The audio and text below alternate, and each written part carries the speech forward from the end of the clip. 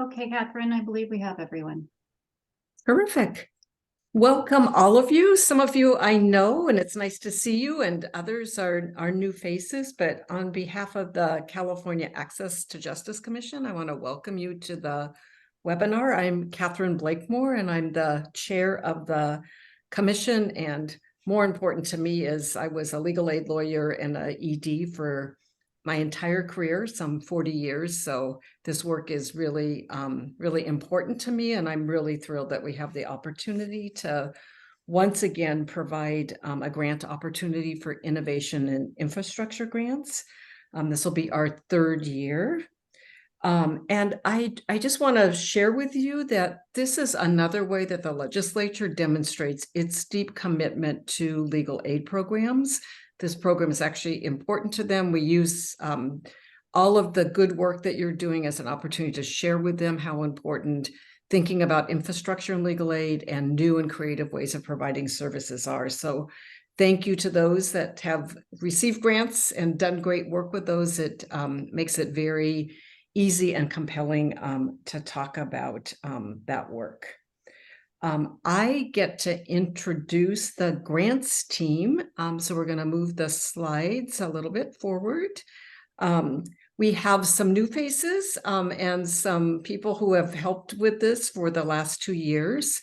The first person I want to just introduce, although she's not able to be here today, is Jenny Chung Mejia, who has a lot of legal aid experience and is going to work as the legal aid advisor and responsible for helping coordinate the selection committee for the grants. And we're really looking forward to working with her. The second person is Celeste Orr, who has worked behind the scenes with us for a couple of years. So if you ever got stuck with our grant software you might have had a chance to speak with Celeste, but this year she's going to be the grants administration consultant. She has a lot of years of experience managing grants and a focus on grants administration and databases. So we're really thrilled to have Celeste with us today. And then two people who I think most of you know. One is Stephanie Choi, who's been the grants administrator over the last several years. She's going to be a grants consultant this year, helping with the selection process and helping with some of the reports on prior year's grants. So we're thrilled Stephanie's coming back. And the last person is Mary Tam, who's a grants selection consultant. And she's worked with us for 2 years. She has a keen sense of, what are good grant proposals, lots of good input about what we should be funding. So we're really happy that she's back and working with this. This year, your primary contact will be Celeste Orr, and you'll see her contact information at the end. If you have questions during the grants application process, please feel free to reach out to Celeste. So we have just on the screen the webinar goals. We want to clarify kind of the purposes of the grant so that everyone has a common understanding of that. We hope that one of the outcomes will be that we encourage all of you to apply. There are so many terrific new ideas in legal aid, and we're hopeful that you'll take the time to fill out an application and have that considered.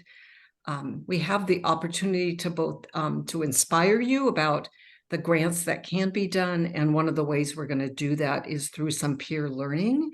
I want to thank, there's 5 programs that received a grant, and I really want to thank those, and you'll hear a lot more from them in a little bit. They're going to share the grants that they received and the project success and challenges. So really a great opportunity to learn from all of them. So thank you for being here.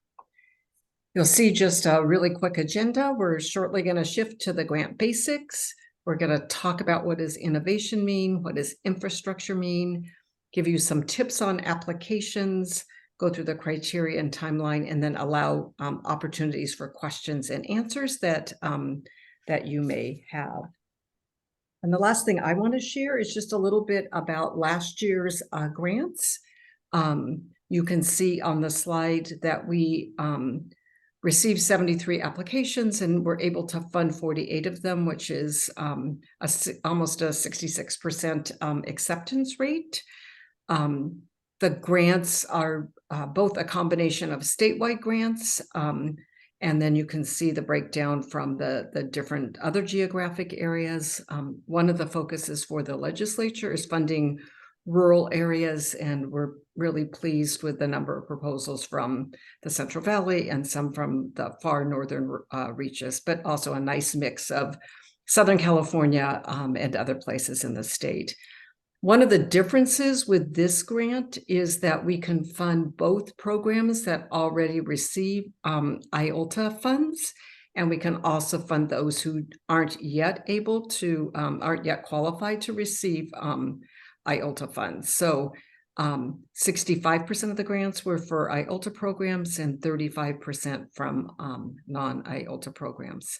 And then the last piece of information, which has been pretty consistent over the last 2 years, 69% last year were for infrastructure and 37% were for innovation. So just a little info about what was funded in the prior year. And with that, I'm going to turn it over to Mary Tam, who's going to walk through the grant basics. Welcome, Mary. Thank you so much, Catherine. Great introduction, and hello, everyone. Thanks again for being here. We know how busy everyone is. So I'm just going to kind of go over some of the basics, and if you were on last year's call or the one before, this will all sound very familiar to you. So the total grant funds are just over 4.8 million. Similar to the previous years, the grant sizes will be approximately $25,000 to $250,000 per project. In some cases, there might be larger ones. I believe in the first year, there was a partnership between 4 organizations. And so we did see a bigger grant. That was an exception made in that particular instance, but for the most part, they'll be in that range. The grant period begins April 1st of 2024. And the purpose, as Catherine was saying, is really to support infrastructure and innovation. A lot of times we see funding that is specific to programs. And so it's hard for organizations to really get dedicated funding to be able to take a step back and look at some of the more systemic issues. And so that's one of the reasons that this funding is so exciting. A little bit different to previous years. Before, you had to kind of pick either infrastructure or innovation as you're filling out the application. We kind of recognized that there's a lot of crossover between the two. And so one of the updates that's been made is when you're completing the application, there's a little bit more nuanced options of whether it's primarily infrastructure, primarily innovation, maybe a mix of both, just in recognition of that overlap. And really, this is an invitation for everyone to think about this as an opportunity to really strategically expand your service delivery system. And so again, thinking, about the opportunities that often cannot be accessed when the funding is specific programs. Grant eligibility is also very similar to last year. So funds are available to 501c3 nonprofits that provide civil legal aid. And as Catherine mentioned, this is available to IOLTA funded programs, but also to organizations that are not currently receiving IOLTA funding. So you do not need to be IOLTA funded to be eligible for these funds. Organizations do need to provide civil legal services to indigent persons, and that's defined by the B&P code. So that's persons living at or below 200% of the federal poverty threshold. As a side note, though, this is not necessarily the same thing as meeting primary purpose. For anyone who is IOLTA funded or who is attempted to be IOLTA funded, you don't necessarily need to meet primary purpose in the same way as IOLTA. You do need to provide services to that population, however. And then lastly, there are a few legislative areas of focus that includes rural communities, underserved immigrant communities, and then also strong partnerships with community-based organizations and nonprofits. Restrictions are also very similar to last year. So, a lot of times people hear infrastructure and immediately you think of like the big building. But with these funds, they're meant for the more systemic infrastructure as opposed to paying for construction costs. You also are not able to supplant existing resources. So that essentially means that you can't use funds that are already dedicated for that specific purpose. You can't apply for that same purpose and supplant those funds. There's more information on that on the website, there's an FAQ document that kind of talks about supplanting a bit more. And then lastly, you're not able to use funds for fundraising purposes. And so I'm going to take a moment here to drop in the chat. This is a link to the RFP as well as the FAQs that I was mentioning. And this is available on the Cal AJ website. And I believe Celeste will talk about this, or Stephanie will talk about this a little bit more, but I believe the resources are also going to be available in Smart Simple this year, just to have that all consolidated in one place. But for now, if you're looking to look at additional information on any of these restrictions, you can go to that link. And with that, I will go ahead and pass it to Stephanie. Thank you, Mary. Really appreciate the succinct information about the grants. I'm going to go into a little bit more detail about what innovation in infrastructure means.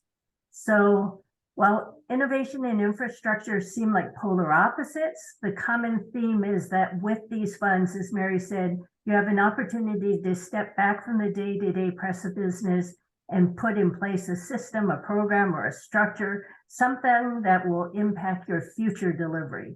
So the really key element is that you are making a lasting impact. These grants fund change that will make a difference not only in how an organization will do its work this year, but how it will increase efficiency and efficacy into the future. So let's look at innovation first. The most important thing is innovation will mean different things to different organizations. So it'll look different to a large organization that has the capacity to always be on the cutting edge as compared to a small organization that might follow that very same trend 5 years later. Innovation reflects change. It can be new, but it doesn't have to be new. It could be a modification that adds value to the work of prior innovations, including an expansion or improvement to a project. And often innovation will be technology, but it could be innovations in anything, whether it's creative partnerships, a new way to do intake, a new look at pro bono. It's really just a new take on how you've been doing things in a way that will leverage your resources, increase your efficiencies, and improve your outcomes. So if all of that sounds kind of in the sky, we have with us today 3 grantees who proposed very innovative projects last year, and they're going to talk about their work so you can get an idea of what innovation means. And we are going to start with Meredith Wallace, who is a supervising attorney at East Bay Family Defenders. Meredith's going to talk about how her organization, which strives to prevent unnecessary placement and prolonged stay of children in foster care, conceived of a grant to identify and prevent families from entering the dependency system at all. So Meredith? Great, thank you so much, Stephanie. Hi, everybody. We applied for this grant when we were a small community-based legal clinic, and we're now bringing it over to legal services for prisoners with children through a combination of our orgs. So I think that's just a little explanation because it is odd when you do that. Our work is in family defense, as Stephanie was explaining, specifically helping parents who are at a high risk of investigation by CPS, which here is called the Department of Children and Family Services, or who have already had an investigation begun. And before this grant, we were almost exclusively focused on direct service because prior to this, we had been providing holistic representation in court, so as court-appointed attorneys. So that's sort of how we thought of things. And then when we started doing prevention as direct service, we found that our ability to represent people, you can only represent so many people, and the need is very high. But we also found that some level, like a baseline level of knowledge about the referral process and CPS goes really far, not just with parents or community members, but also with service providers and legal aid attorneys. And we were being asked all of the time to give trainings or to come talk to people about their rights or what they can expect. And so when we applied to Cal ATJ, it was in hopes of getting funding to mass produce what we had been trying on an ad hoc level, and also do a more systematic approach to seeing what sort of things people are needing and seeing, to do trainings for legal service providers, for service providers in general. So people in hospitals, social workers, people who are having a high level of interaction with parents and CPS and are seeking ways to help people not enter the system at all. And I think Stephanie also asked us to ask for tips. I would say the thing that has surprised us the most so far is that the order that you apply, like how you think everything's going to work before you've done the thing, sometimes is a complete reverse. So some of the things we did some of the things we promised to do at the end and the beginning, which is a surprise. But I think just like trusting that you're meeting the goals in some order, I feel like is really important to keep in mind. I think the other thing that we found is like it is, and I know this specifically was to talk about innovation, but I think looking at ways to solve a problem that aren't the way you were solving before. So I don't know if that's innovative for all of you, but for us, not looking at things in a direct representation way was really required expanding how we were thinking, and also like looking at the way legal aid is supposed to be about increasing community capacity at large to address these social problems. So I think when we were looking at what Cal ATJ was looking for, a lot of it was about like, how can you get like the most for your money? How do you get the most people helped for the amount of money they're giving you? And that's sort of how we were approaching the problem itself. So I don't want to take up too much time because I know questions are really important when you're trying to get grants. So thank you so much, everybody. Thank you, Meredith. That was really helpful. And really what captured the imagination of the Access Commission is that the organization recognized that through rich partnerships, it could improve client outcomes by helping clients before they entered the dependency system, right? Using the data they collected to identify clients and to give them information to avoid the dependency system altogether. So thank you for that. Next, we have Bart Skarupa, who is the Development Director of Mobile Pathways. It's a relatively new organization, and it's interesting in that it was founded by three principals that together bring legal services, technology, and business acumen to the table. So they're a very high-tech organization, and Bart's going to talk about the Democratizing Immigrant Justice Project. Thank you. Can you hear me okay? All right. So yes, we are a technology nonprofit that works with immigration nonprofits to help them amplify their reach in reaching underserved immigrants in rural areas or even at the border. Next slide.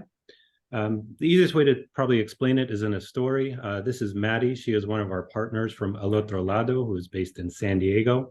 And they inform about 100,000 asylum seekers, people that are at or near the border in California, people like Jamal.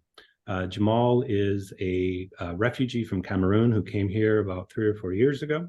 And under the previous administration, he got stuck at the US-Mexico border due to an unjust law. But fortunately, he had a mobile phone. So Maddie and her team at El Otro Lado, using our platform, were able to send Jamal precise and specific details about his case, breaking policy updates. And I'm proud to say that today, that Jamal is now an asylum seeker in the United States. He has found safe harbor here. And what we do is we work with organizations like El Otro Lado, help them use mobile technology and data to get information about immigrants in court, and then send that information, often via text, because it doesn't matter where you come from, you will come here with a mobile phone. Next slide. The problem we're trying to tackle is vast. There is a record-breaking number of immigrants in court. This is federal data, but it is no different in California. If you have a magnifying glass, you might be able to see this orange sliver. Like Stephanie mentioned, one of our co-founders, Jeffrey O'Brien, is an immigration attorney here in Berkeley. That number of advocates or people like Maddie haven't grown to the record-breaking number of immigrants that are in our court systems. So what we do is we empower those immigration nonprofits to use technology and data to reach what we would consider the unreachable. Next slide. Particularly underserved immigrants and those in rural areas. We applied for this grant as a coalition. These are California-based immigration nonprofits, those grassroots organizations that are a little bit not able to afford technology services. That's where we come in to empower them. I wish I had the time to go into each of them because they are our dear partners and it's our great privilege to serve them. But one thing to encourage for innovation grants is applying as a coalition of people aimed at a specific problem. Next slide. What do we do specifically? And then I'll get into what we applied for the grant. Our immigration nonprofits have an online and free platform where they can get information and then text it. We automatically get information from government sources like ICE or Executive Office Immigration Review, so we know where immigrants are detained. California holds the unfortunate title of having the third most immigrants detained in immigration detention facilities. The United States detains more immigrants than any other country in the world. And we get that information where they are. We get information about their cases. But more importantly, we alert them when changes happen. As soon as a court date is heard, a judge is appointed, we can send an email to their attorneys or advocates. And if you remember how many are there in the backlog, schedule changes, all of those things are just happening. Cases go from 3 weeks away to 2 days away to 3 years away. And we can also send it directly via text. Jamal was one of the first persons that actually prototyped this, where he was getting automatic notifications about his case every step of the way directly to his phone, which kind of blew his immigration attorney's mind that he was being updated more about his case than she was. Next slide. What did we apply for? Well, every immigrant, like Jamal or myself, have an alien number, a number. It's a 9-digit number. It's a little bit like a passport. And last year, the government released this website called the Automatic Case Information System. Anyone, an immigrant, an advocate, an attorney, can go here and get information about an immigrant's case. And so what we do on behalf of our partners is automatically listen to this website and get notifications when things are changing. Next slide. Looks like this. They will automatically get an email. This system is now live as of 2 weeks ago. We are scraping this website hundreds of times for some of those sub-grantees you saw earlier. They are getting email notifications as soon as a case change happens, information about the judge, the decisions, and etc.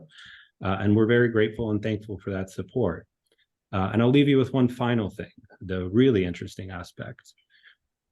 We are now scraping this website and many others where we now have 100 million rows of data about where immigration justice is failing in California and the United States. Next slide.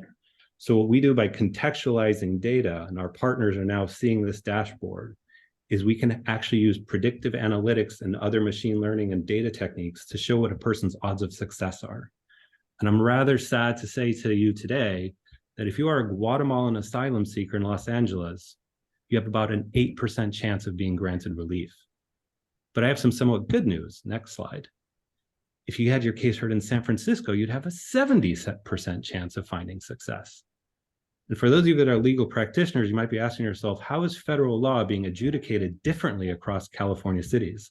And it's not just San Francisco, this is the same for Sacramento. In fact, this is nationwide. So last and final slide. We can actually see now at a bird's eye view, and we'll start distributing this information publicly, that our immigration system here in California, and unfortunately in the United States, is an unfair lottery based on where you are and where you're from. As Martin Luther King said, injustice anywhere is injustice everywhere. We now have the data to prove that. And thank you for the California Access to Justice Commission for helping us share that information. Thank you, Bart. I mean, this information blows my mind, both in the ability to get real-time case information to the advocates and the clients without each organization having to do a long wait on the phone to try and get that information, but also in the data that they've collected as a result of this. So it's an example of how a grantee with its sub-grantees together, the whole is greater than the sum of its parts, and also how a project can take its project, its service to the community, and provide resources to the greater legal services ecosystem. So thank you, Bart. Our next speaker is Nicole Gonucci, who is the Deputy Managing Attorney at Public Advocates. She's going to talk about how there are $100,000 grant to upgrade Public Advocates website to add advocacy tools, at the same time inform the development of a parallel website on its community-based partner at Gente, serving primarily the Spanish-speaking community. Nicole? Great, thank you, Stephanie. Should I go ahead and share my own screen for my slides? Oh, you know what? I didn't get slides from you. I'm sorry. Can we give Nicole access to the screens? Oh, sure. I My apologies. thought these were. Oh yeah, those They're- are my Oh, slides. I'm sorry. You're up. Sorry. Okay, great. Hi, everyone. Yeah, my name is Nicole. I'm with Public Advocates, and my pronouns are she and her, and it's nice to be with you today. Thank you for inviting us to share. So I think first I just want to take a second to talk about Public Advocates' local power building model. And I think our model is really kind of encapsulated by this Alicia Garza quote: "Power is the ability to make decisions that affect your own life and the life of others, the freedom to shape and determine the story of who we are. Power also means having the ability to reward and punish and decide how resources are distributed."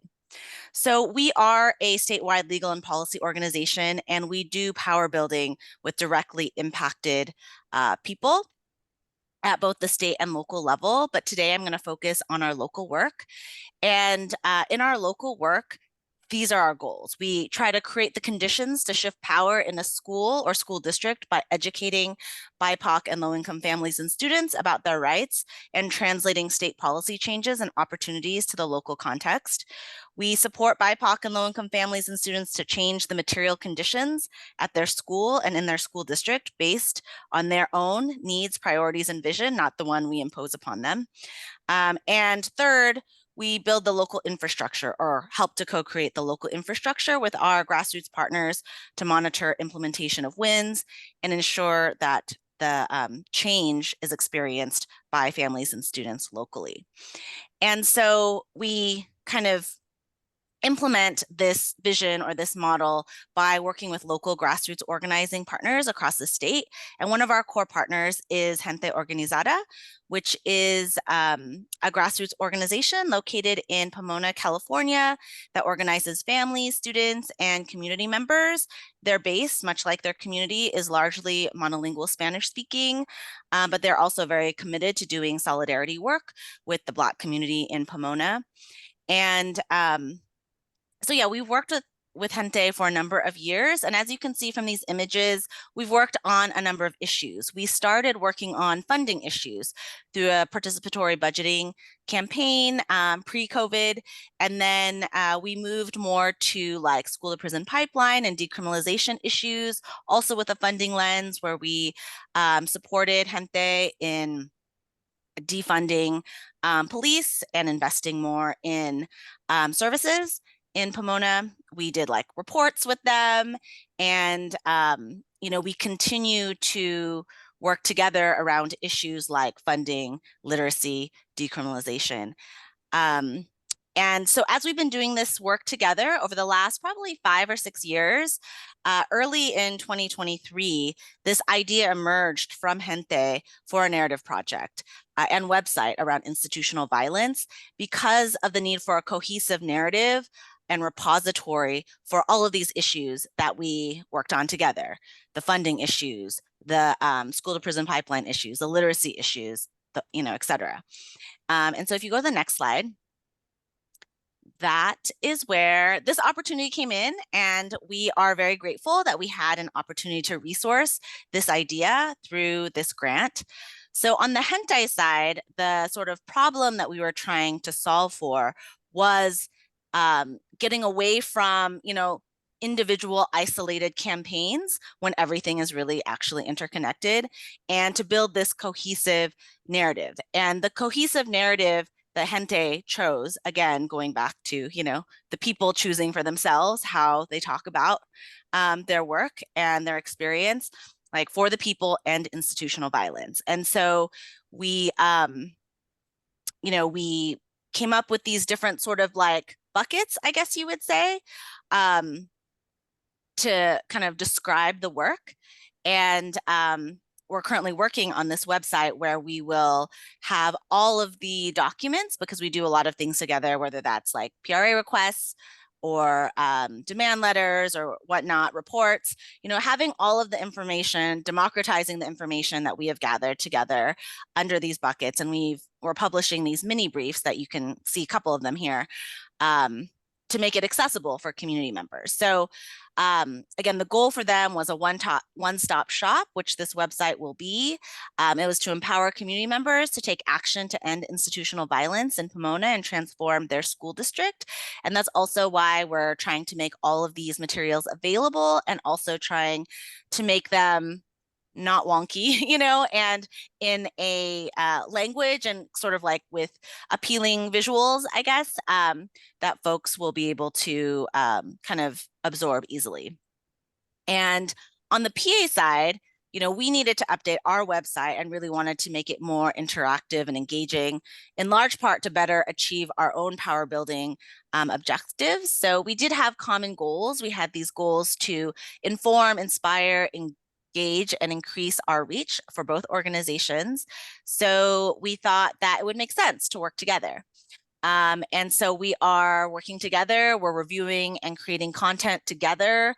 We are looking at each other's web pages so that, our PA policy legal shops web pages are more accessible to community members and especially monolingual speakers. And we are supporting Gente in the content development of their web pages using our policy and legal expertise to pull some of the things together. Our web pages will mirror each other's, and hopefully this will increase the reach for both websites. And finally, I guess just to talk about a little bit about the progress that we've made. Let's see here. So we published one mini brief, which was focused on student abuse. Allowing adults to hurt students is institutional violence, and that was used to launch a campaign on student abuse in Pomona back in May. We are currently working on this one around criminalization, and we're planning to launch it in the fall. With another campaign. We have 2 other sort of mini briefs modules in process. You can see those on the slide. And the website itself is in progress and will include all the underlying documents, et cetera, and will be published sometime this fall. So, overall, we are really grateful for this grant. And having been a grantee twice now, I just want to say that this kind of project where the initial investment in a kind of one-time project like this is really an excellent use of this resource, because even like this, we didn't have the money to pay the web developer to do the design and all of that of this for, Gente's website or ours. And these are one-time expenses that will pay dividends for years and years to come.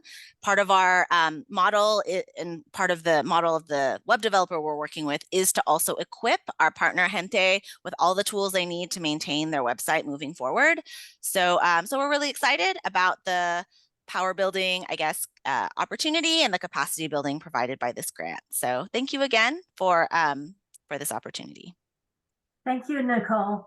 So you all can hear the innovation of this project based on the enthusiasm in Nicole's voice, but this project really kind of changed the way as the committee looked at it. Public advocates do their work. They always have been a strong advocacy organization, but now they were looking at creating a cohesive narrative kind of for the people, working with its partner Gente, developing their own website and then developing Gente's website as well. So innovative project. We're going to go into infrastructure next. And as Nicole noted, or as noted, the infrastructure and innovation is not necessarily so different. And they're all kind of along shades of, it could be partly infrastructure, partly innovation. But let's talk about how we look at infrastructure. So an infrastructure project will bring the organization to its next level of maturity so that it may more effectively advance its mission into the future. It could build the capacity of an organization, or it could increase the capacity of the legal aid ecosystem and the broader network of legal aid organizations. So we've talked about infrastructure as similar to capacity building, but I noticed in last year's application that we need to be clear about one very important distinction. It's, of course, if you add 100,000 to your budget or you add a staff person through these grant funds, you're going to increase the capacity of your organization to do more work. But the question you need to ask for an infrastructure grant is, how will the funds you invest this year make a difference in your work next year? And this is what Nicole was talking about, right? How will the funds you invest this year make a difference in your work next year? So a successful infrastructure grant application, even if it's simply buying computers or upgrading software, needs to make a difference into the future beyond the impact that it made this year. So we have two examples of infrastructure grants. And first, Erin Bykart, the Director of Institutional Partnerships at the Learning Rights Law Center, is going to talk about how it added a client management database to meet the needs of one of its client serving programs. Yes. Hello, everyone. Nicole is an incredibly hard act to follow with my silly little PowerPoint, but I will do my best. So my name is Erin Bykart. I am at the Learning Rights Law Center.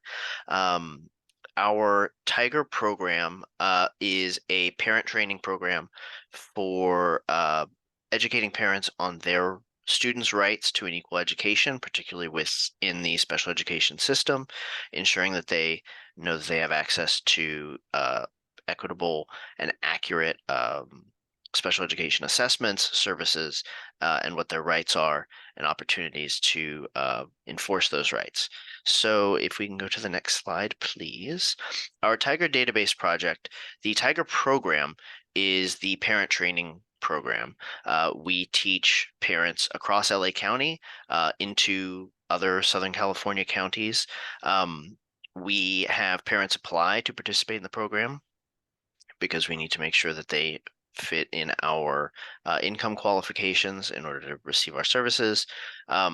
We conduct classes year-round, and all of the maintenance and operation of this program was happening in a bunch of different tools in a bunch of different places through multiple different staff members. Everyone does things a little bit differently, and so overall we just had a profound lack of consistent data that we needed to address. So we applied for this grant to build out a database explicitly for the program that would increase our consistency of our data tracking, increase our just capacity at all of tracking data, and give us a increase our ability to look year over year at what our results were for this program. So if we go to the next slide, please. Thank you. So yeah, a couple of different goals that I just mentioned. We wanted a single database that either replaced the functionality of most of the different tools we were using. For example, SurveyMonkey, where we are submitting or receiving applications, Constant Contact, where we're connecting with parents throughout the year. We wanted to either replace their functionality or at the very least connect all of their functionality to a single store of all of our parent data. And then we also wanted to standardize the workflows in which all of our different program staff were working on it. So if we go to the next slide, please. Thank you. So we settled on a Salesforce customization. And this, I think, would be our main takeaway from our 2 grants that we've received, is that as a program, if you're looking at applying for an infrastructure project, don't underestimate the amount of time and effort involved in selecting a vendor and finalizing your implementation. That's something that every year we kind of almost default to, like, oh, that'll take a quarter. And almost every time now we've well exceeded that, just because we want to make sure we do it right. We don't get these kind of grant opportunities very often. So we take a lot of time exploring all of our options, talking to vendors, making sure that we're doing things right. So we did that in this case, and we've settled on a Salesforce customization. We're getting started in the next couple of weeks, which we're very excited about. The reasons we chose a Salesforce customization, it has the same cost or a similar cost to other databases, but it will have a dramatically lower annual cost to us. It will give us room to grow for our program staff, and it will add options for in the future, if we go back to in-person programming, it can be customized in a way that we're really comfortable with. Next slide, please. Thank you. So this grant funded the time for our staff to work on researching our options, which is an important part of this and something that as I just said, I want to make sure nobody forgets. In addition to funding for the implementation and the build out of the software. And so that is what the kind of second half of this grant year will be spent on. And then I think I have one more slide about the benefits. Yes. So the benefits of this project, we are going to see the program data that we collect over the coming years increase our ability to apply for additional funding. It'll increase our ability to train new staff because we have a single workflow that's consistent. And it'll also save us costs in terms of replacing all of these different tools that we're using. Hopefully as many as can be possibly implemented into the Salesforce build out, those can be offloaded and we won't have to pay for them anymore. So yeah, we're very excited to get it done and hopefully bring example slides next webinar. Well, thank you, Aaron. Great job giving us information about your project. And as you heard, with a very small grant, Learning Rights had a $25,000 grant. They were able to, or will be able to, greatly increase efficiencies. And once the system's in place, will save significant time and resources for the future. So we appreciate that. Thank you. Our next speaker is Danilo Garcia, Chief Financial Officer of the Alliance for Children's Rights. He will talk about how Alliance for Children's Rights is upgrading and aligning its financial systems with its program work. Yes, thank you, Stephanie, and hi, everybody. It's great to be with you all today. And thank you for the opportunity to share about the infrastructure grant that was made possible thanks to the support from the California Access to Justice. Just a little bit about the Alliance. So the Alliance, we provide free critical services to underserved youth, young adults, and their families in the LA child welfare system. Can go to the next slide, please. And then you have a little bit of information about our mission and what we envisioned, and you can feel free to visit our website. One of the, next slide, please. One of the main goals that the Alliance, when we look at this grant, was an opportunity for us to revamp our financial infrastructure to be more efficient, productive, and aligned with our programmatic services. Like many other services organizations, we were often caught up with one-time consuming processes. We got to a point where we felt that we had outgrown our current financial accounting database. For instance, we were constantly had to export a lot of financial reports to Excel, and we had to manually calculate a lot of expense allocations. And in addition to that, we also had to get creative when booking grants because a lot of our current database did not support any multidimensional accounting. This infrastructure grant allow us to invest in a modern cloud-based fund accounting solution. And basically, this will streamline all of our financial processes, including revenue reconciliation, the accounts payable cycles, and the addition of performance dashboards to better track the implementation of our financial strategy. Currently, we're in the process of cleaning and revamping our chart of accounts to transfer the data in a way that it's an improved state.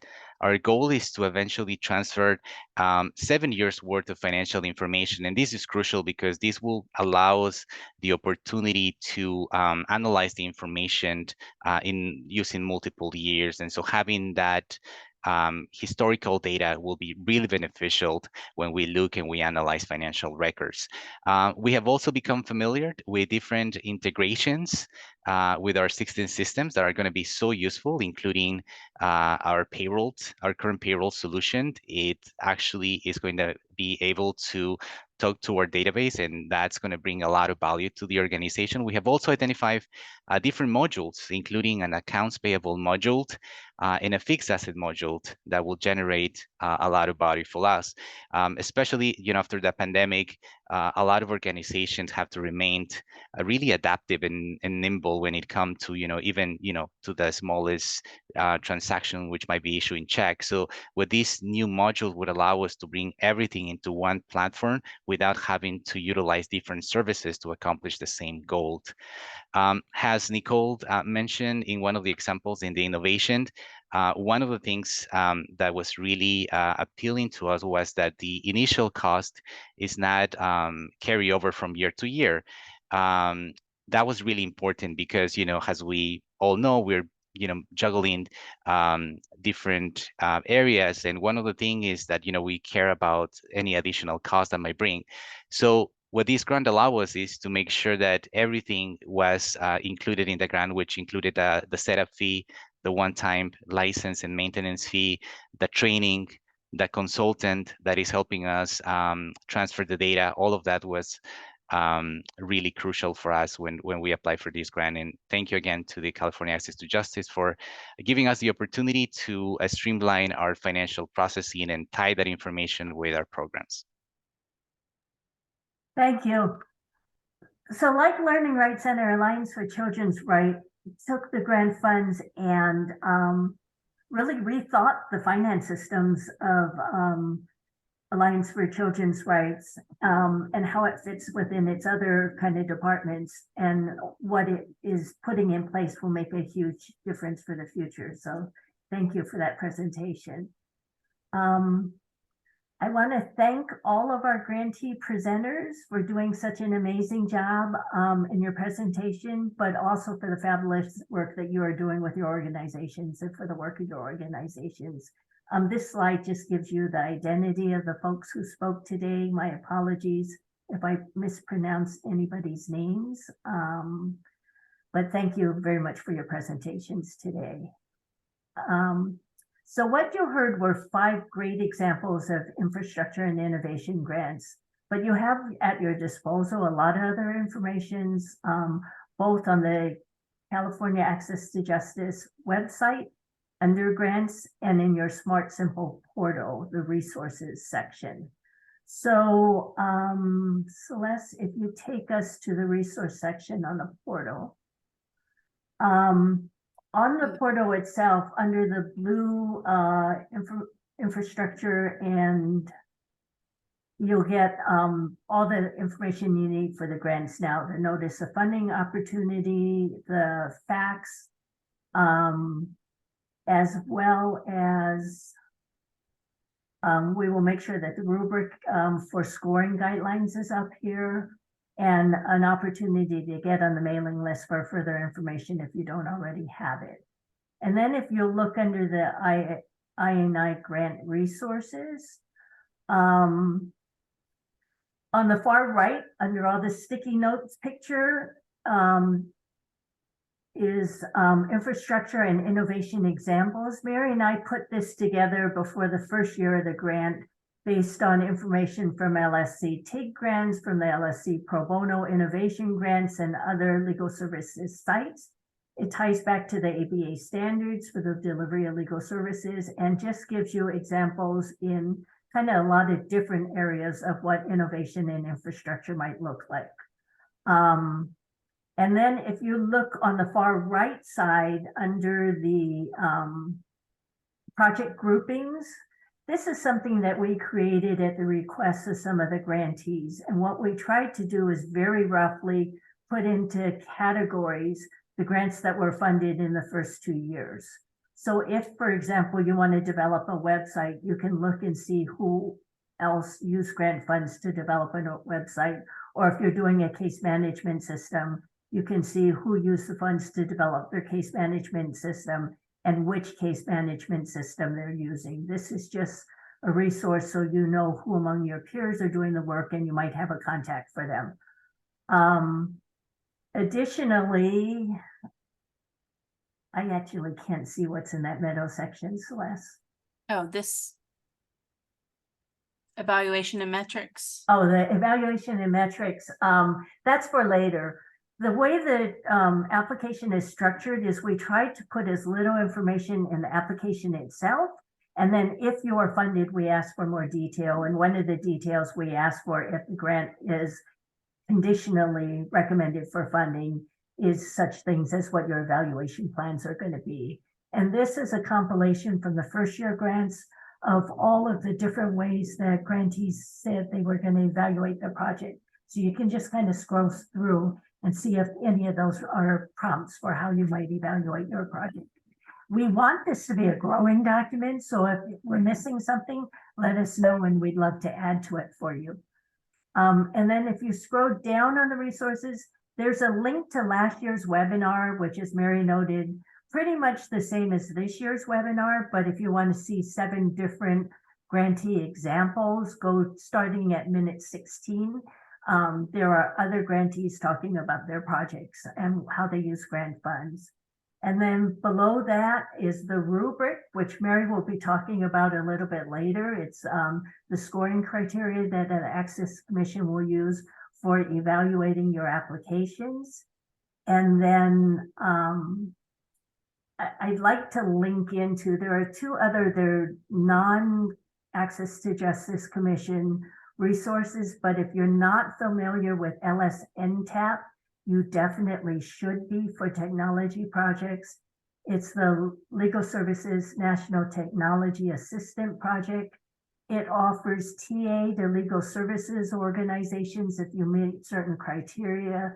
The TA can be about project planning, vendor selection, usability testing, security, user adoption, and training. So really, really good resource. And as an example of how good this resource is, I'd like to show you the data and evaluation toolkit. And again, it's got every phase of data and evaluation with detailed how-to instructions on how to do it.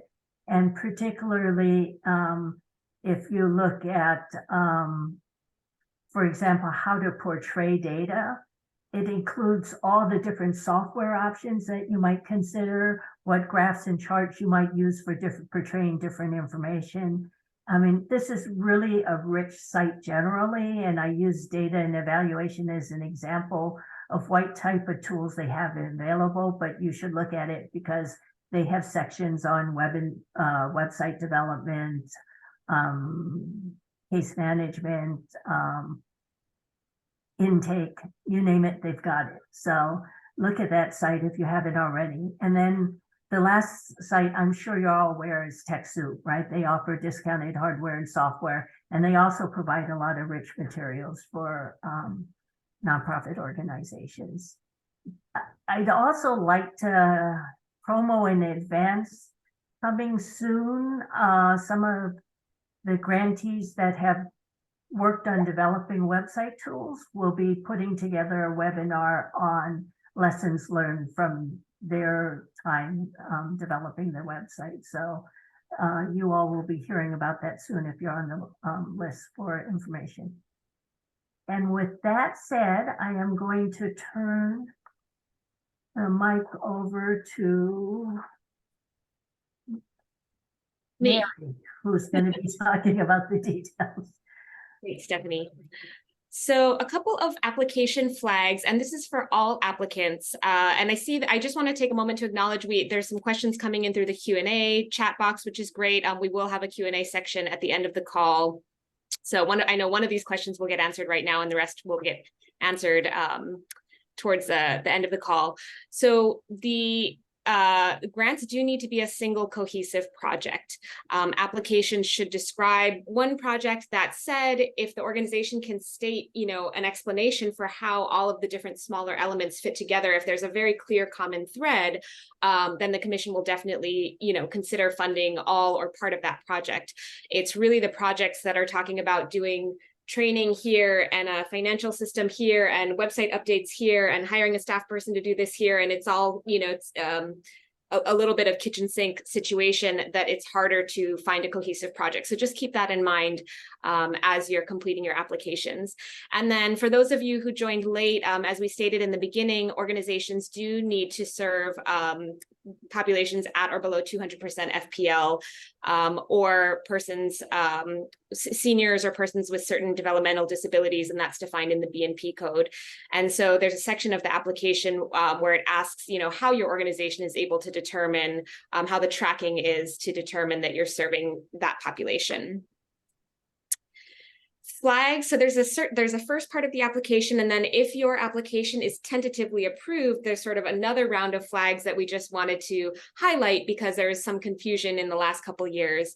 As far as sustainability goes, if you plan to hire a new staff person or will have ongoing expenses to maintain the project after the grant period concludes, there'll be a question on sustainability in terms of how the organization does plan to sustain that project. As we mentioned in the beginning, supplanting is prohibited by the legislation. So if you're seeking to fund existing staff positions or committed expenses, there'll be a question in the budget narrative of why this is not considered supplanting existing funding resources. And then just a heads up on purchasing policies, there's got to be a competitive process. And so there's different thresholds there in terms of the purchasing policy. And I'll also note that we had shared this at the beginning, and I think Stephanie just shared it now, but both on the Access Commission's website and then also in Smart Simple, there's an FAQ document that talks about these in more detail. And so you can go to that FAQ document to get more information. So we'll go to the next slide. Just to explain a little bit about the application scoring criteria. There's sort of 5 main components to that. And again, these have not changed since last year. So the first one is really just looking at the high level organizational vision, the capacity, the ability to actually achieve the proposed project. I think one thing that we like to lift up is that capacity sometimes carries sort of traditional standards of, you know, how long an organization has been established or how strong their board is. Capacity goes beyond that. Capacity can relate to the strength of community partnerships or knowledge about a particular population to be served. And so capacity is a little broader than sometimes what people think about when they hear that. The second one is the need for proposed services and population served. So how well the applicant does at describing the need. Obviously, you know, there are questions about the population. The need can be about that population, but it can also be about the internal organizational needs. And so articulating, you know, if it is an infrastructure project, you know, the inefficiencies that you're trying to address within your organization is an example of that. Then there's the strength of the project to actually address the infrastructure and innovation needs.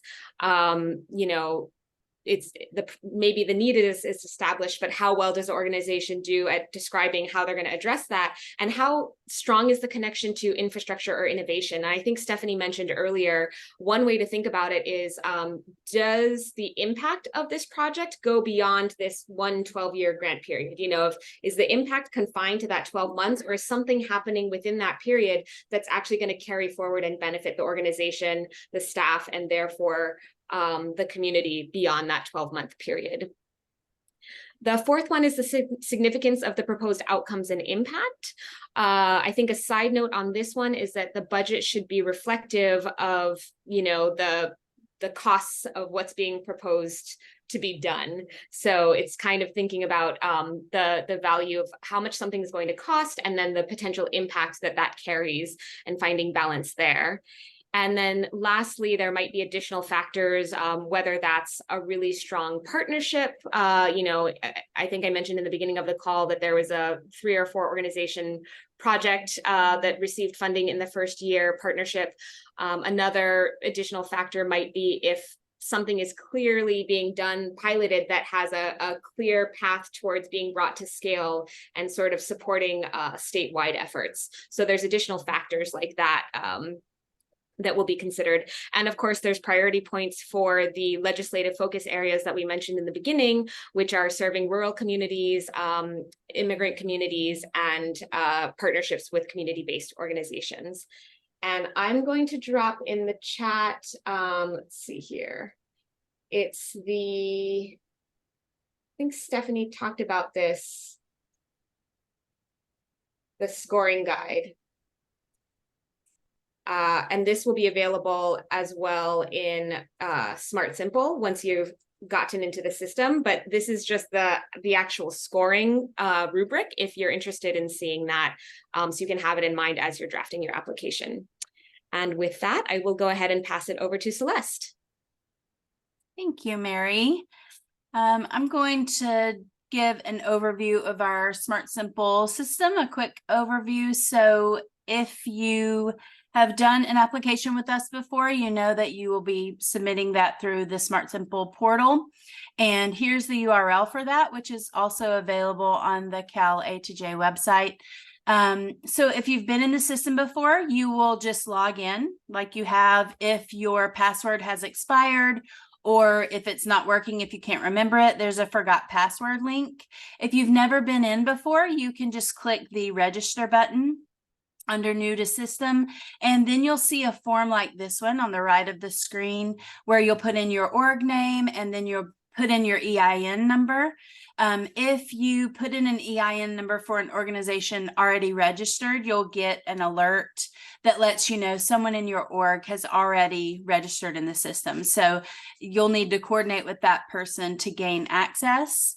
There are 3 really nice instructional videos linked on the page. So one for registration, one for adding a new user for your organization, and then one for starting a new application. So if you aren't well versed in the way this system works, I do highly recommend them. I think they will help you. And then I'm available if you do have issues for logging in or accessing the system. Once you're in there, if you have trouble navigating or getting your application submitted, I'll be your contact. So once you're in the system and you've logged in, you'll see a couple of different things that you need to do to start your application. There's a start a new application button, and that's how you actually create. But before you do that, we do ask that you visit your dashboard, which is in the upper right-hand corner, and just make sure no one else in your organization has already started your application for this year, because we do ask for just 1 application per organization.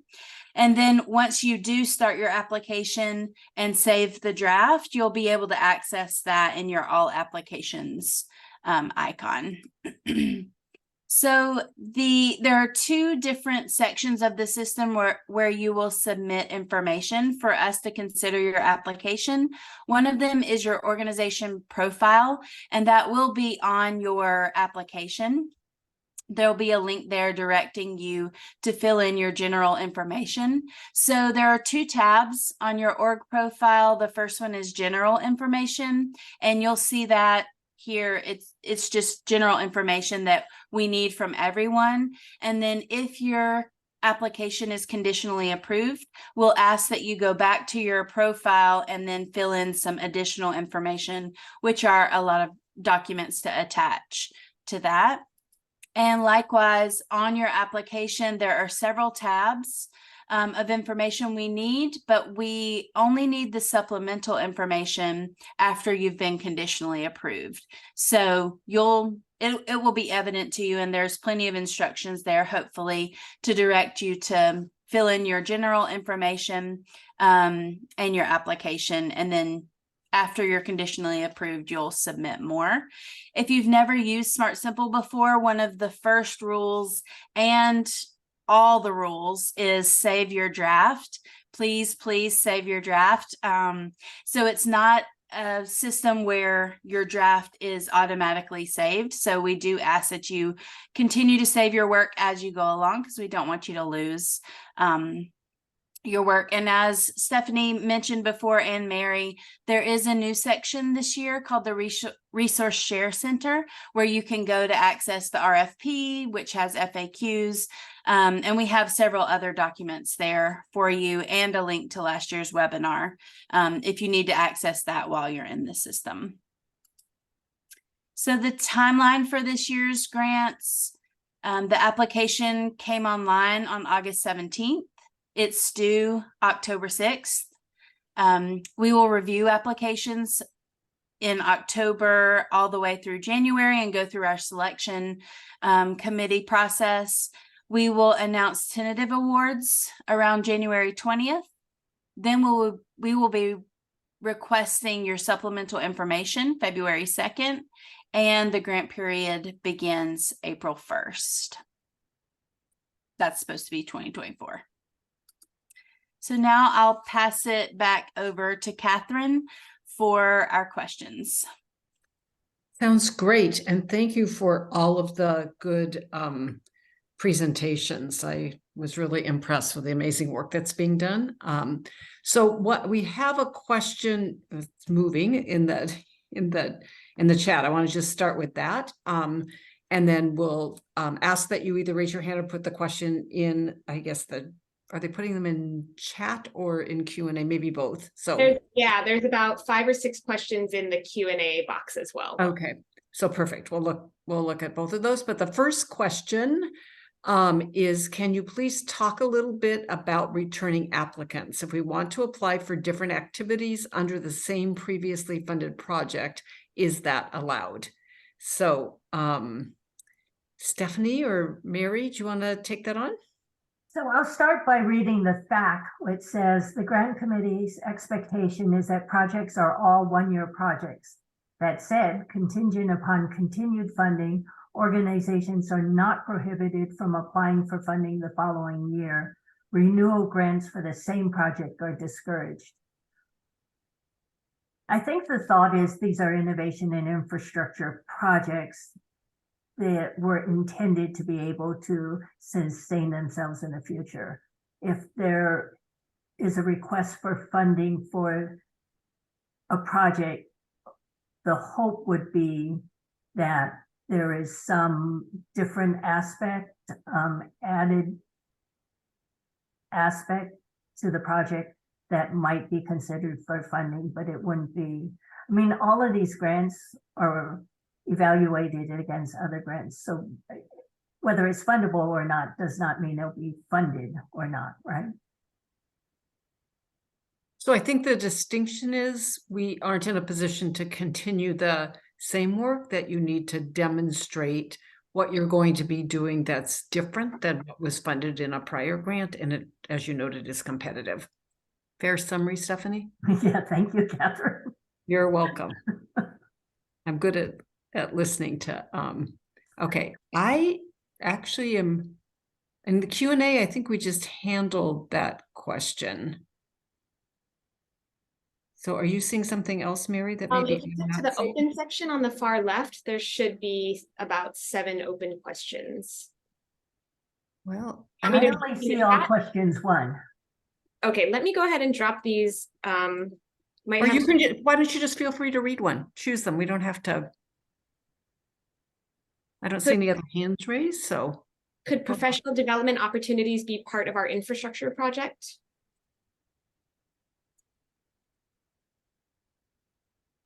My inclination is to say yes, but I'm not quite sure I understand what professional development opportunities mean.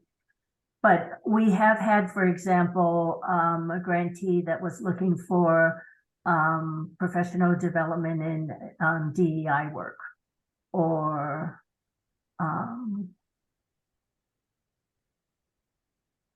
and I think opportunities in one different proposal for sort of the organizational transitions as they're occurring, and thinking about a different structure that would develop people internally that might become the next generation of leaders within a program is one that I remember as well. So I don't, just sort of typical staff training, if that's what's meant by professional development, that maybe is different than something that really looks to, like, for example, the ongoing strength of the organization in an infrastructure kind of way. So whether it's DEI or organizational transition with leadership changing and those kinds of things. So I would connect whatever you're proposing to something that fits within maybe the infrastructure component of the grant. I should also have said when I was talking about resources, and it is on that slide, that there is a list and summary of all the past grants. So for the first 2 years, there were little summary blurbs done of each of the grants. So you can also look at that to see what was funded in the past. And I think there was a question that was just asked, is the supplemental info in Smart Simple due at the same time as the application or due only upon tentative acceptance? Celeste, do you want to answer that? Sure, yes, it's due only on tentative acceptance. So yeah, it is, the fields are open, so you can start early if you wish, but it's really to give you a preview of the questions that you'll be asked to submit after tentative acceptance. Okay, thanks for that. Does the expansion of a program already funded by an existing grant to a new geographic area qualify under the innovation category? Stephanie? Either innovation or infrastructure, but yes, there were grantees that were approved for funding that expanded into new areas. And then can you speak to the requirements for any partners? How much, what percentage? Are there limitations on who can be funded? Are there requirements, limitations on any unfunded partners? I don't think there are any specific requirements or guidelines for that. I think the legislative intent is for you to demonstrate that it's a significant partnership. It doesn't define it by percentage. So I think it's sort of a narrative exercise to talk about your work with partner organizations. I think one of the presentations this year from, I'm not going to remember who, but it's the education program in out of Pomona, talked about the strength of the partnership with the community organization. So that's one way of thinking about partnership. It isn't expected that every grant have a partnership. I think as you looked at the scoring rubric, it talked about partnerships as being additional points that could be obtained because of the importance of partnerships to the, as identified in the legislation. And then a question was, our organization does not have employees. We operate with independent contractors on a 1099 basis. How should we list our staff on the grant budget proposal since they are not personnel/employees? I don't think, I mean, not everyone who applies for the grant, even if it does have staff, identifies staff time. The contractors would just be on the lines below for non-personnel expenses. Okay. Will the grantee organization deliver grant services using a substantial amount of pro bono services? For purposes of this question, use approximately 25% of the project budget or 25% of the project staffing as a standard for a substantial amount of pro bono? Maybe that seems like that was the question. I think that's Oh, I think go there's ahead, an Mary. application and then there's a question at the bottom. So that's an excerpt from the application and then the question follows. Okay, sorry.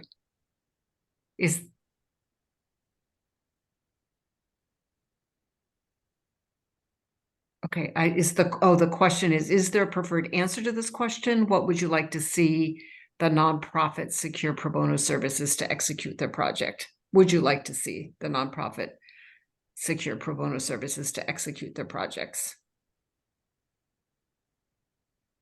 I don't think there's a specific preference for pro bono. It's another way to partnership, but I don't think there's a specific preference for pro bono. I mean, the committee does look at diversity factors and whether or not the program uses pro bono may be a diversity factor.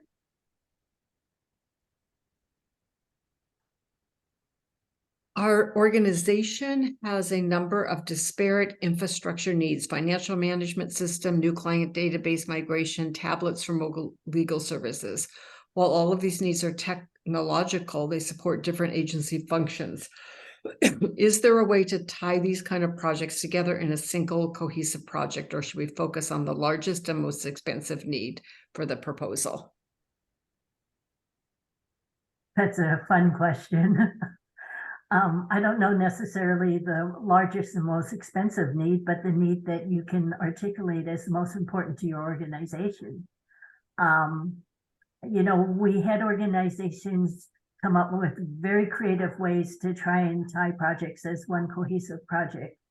I don't know that that's the best way to do an application. If you can't really state and articulate a cohesive project, I think personally it's better to focus on one or the other. Catherine or Mary, having gone through the process.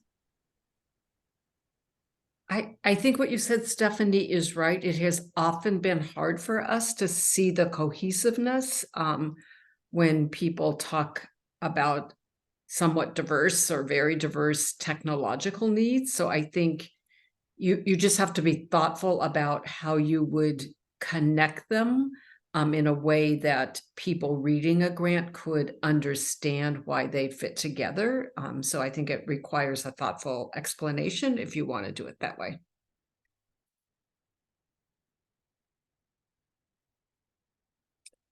There is a question about indirect overhead costs through this grant, specifically indirect personnel responsible for reporting and accounting.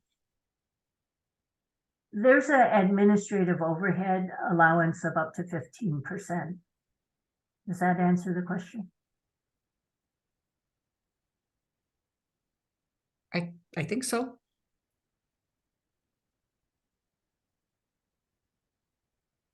So I think there is another question, which I think was similar to the first one you answered, how to list staff on an independent contractor basis on the budget under personnel, even though they're not employees. And I think you indicated before, Stephanie, to put them under the consulting line item. Is that what you said? Yeah, I mean, and explain. And explain, yeah. Yeah. There is also a fact of how you might think of, well, who's a subgrantee and who's an independent contractor that you all might find useful.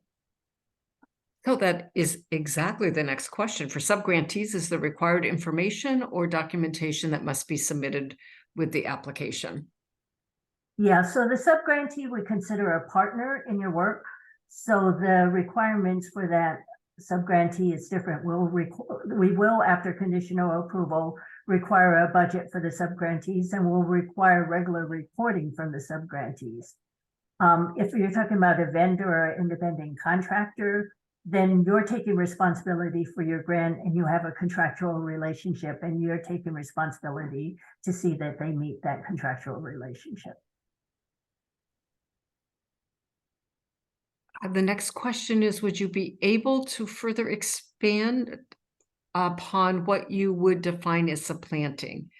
Would this include staff time allocation to this grant, and would we need to justify that? As a whole, no. The supplanting question is hard to answer. What you can't do is have a project that's already funded and then decide, if I use this money to fund it instead, then that other time needs to be allocated to a different project. So you can move staff around, but you can't have a project funded by some other organization and then us as well. Does that make sense? We can put more detailed fact up on the website, I think. Does that make, Catherine? I'm sorry, what, Stephanie? Can we put a more detailed kind of fact on what supplanting, how supplanting is defined? Do you want it back to show on the screen? Is that what you're saying? No. I don't think we have one up now, but we can do that, right? Sure. Okay. We have a mixed application for innovation and infrastructure. The infrastructure component includes purchasing a case management system from a community partner. Would this partner be considered a subgrantee? My gut is no, but it doesn't sound like there's anything that you're doing that makes that person, that entity, a subgrantee. I mean, I think it sounds like a contractor just from the way the question was asked. And if you had a relationship other than purchasing something from a community partner, but it was a ongoing collaborative kind of relationship, then explain what that looks like so that people can better understand how it's a partnership and not a contractual relationship. Can you put up the names of the presenters again or link to their names? I think the slides will be available, right? Yes. I think we will send the slides out to everyone who participated in the webinar. Is that right, Celeste or Colleen? Yes, nodding head. So you will get a copy of the slides.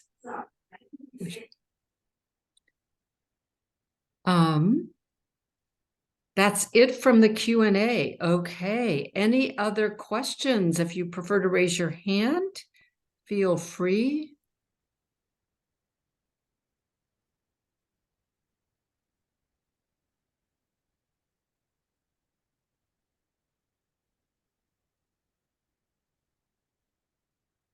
I'm not seeing any hands. It looks like there's, oh, there was a thank you in the chat. So thanks for attending, Pablo, and everyone else.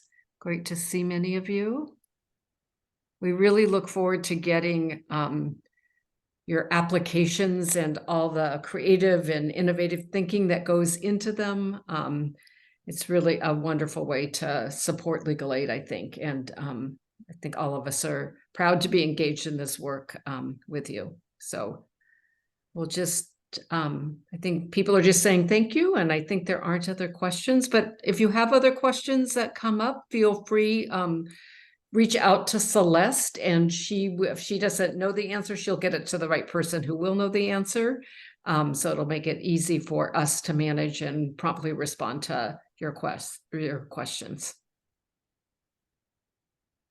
Any last words from any of the other grants staff people? Thank you all. Thank you for everyone. Great to see everyone. Yeah. Bye. Bye. Bye.